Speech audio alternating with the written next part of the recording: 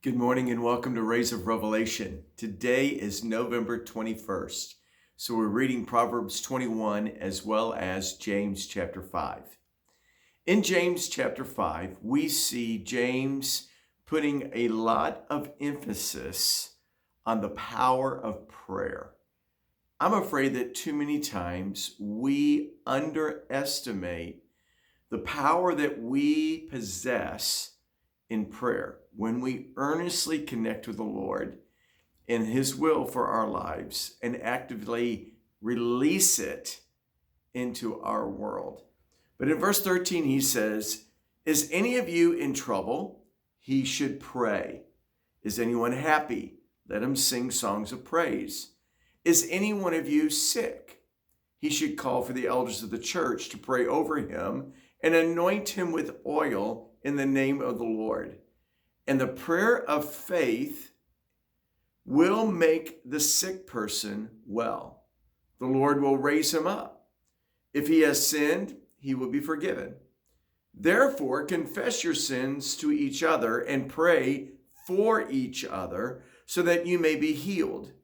The prayer of the righteous man is powerful and effective."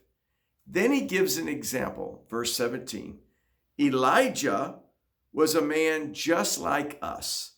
He prayed earnestly that it would not rain, and it did not rain on the land for 3.5 years. Again he prayed, and the heavens gave rain, and the earth produced its crop. Now, when you read James's account, it seems to be such an easy thing. But when you go to 1 Kings chapter 18, and it has not rained for 3.5 years, God says to Elijah, "Get ready because I'm about to send rain."